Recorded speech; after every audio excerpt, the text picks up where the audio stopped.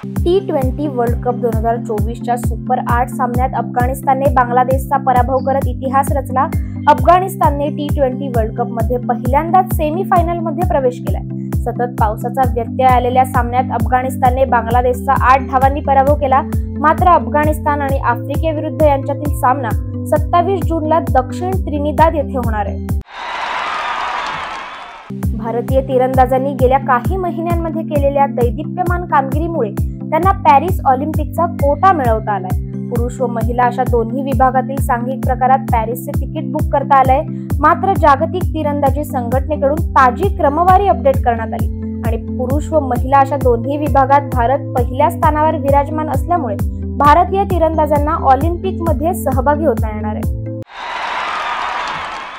मॅक्सिमिलियन Araujo, Darwin नुनेज आणि मॅटिसिया विना यांनी केलेल्या प्रत्येकी एका गोलाच्या जोरावर उरुग्वेने पनामा संघाचा 3-1 असा पराभव करून कोपा अमेरिका फुटबॉल स्पर्धेतील आपली वाटचाल कायम ठेवली। उरुग्वेने क गटात अमेरिका संघासह प्रत्येकी 3 गुणांसह संयुक्त आघाडी घेतली। मात्र दुसऱ्या सामन्यात अमेरिकेने बोलिव्हिया संघाचा 2-0 असा पराभव केलाय। सध्या युरो कप 2024 चे आयोजन जर्मनीत होत आहे आणि लाइप्झिग मधील रेडबुल एरिना येथे काल झालेल्या रोमहर्षक सामन्यात इटलीने शेवटच्या क्षणी गोल करत क्रोएशियाचा पराभव केलाय। त्यामुळे ग्रुप बी च्या पॉइंट टेबल मध्ये मोठी उलथापालथ पाहायला मिळाली। मात्र बी गटात स्पेन, इटली, क्रोएशिया आणि अल्बानिया यांचा समावेश आहे। भारताने ऑस्ट्रेलिया विरुद्ध 24 धावांनी विजय मिळवत उपांत्य फेरीसाठी पात्र ठरलेत। डार्नी सॅमी नॅशनल क्रिकेट स्टेडियमवर खेळल्या गेलेल्या या सामन्यात भारताने प्रथम फलंदाजी करताना कर्णधार रोहित शर्माच्या 92 धावांच्या शानदार खेळीच्या जोरावर 20 षटकात 5 गडी गमावून 205 धावा केल्या। प्रत्युत्तर ऑस्ट्रेलियाने 20 षटकात 7 गडी गमावून 181 धावा केल्या आणि भारताने हा सामना 24 धावांनी जिंकला। मात्र गेल्या वर्षीच्या वन डे विश्वचषकातील पराभवाचा बदला घेतला।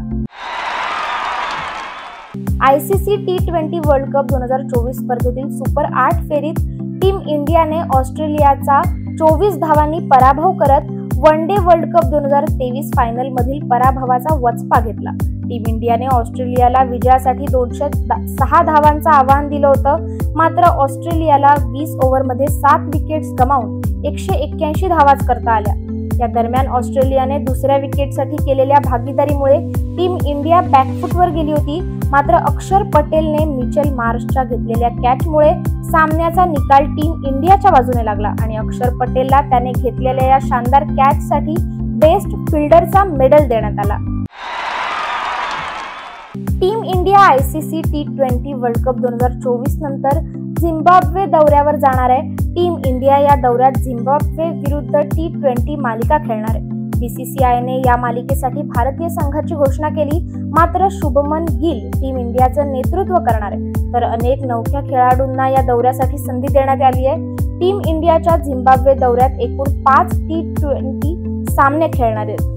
हे 5ही सामने हरारे स्पोर्ट्स क्लब स्टेडियम मध्ये खेळवले जाणार आहेत आणि या सामन्यांना संध्याकाळी 4:30 सुरुवात होणार असून पहिला सामना हा 7 जुलै रोजी होणार आहे, तर 14 जुलैला मालिकेची सांगता होणार आहे।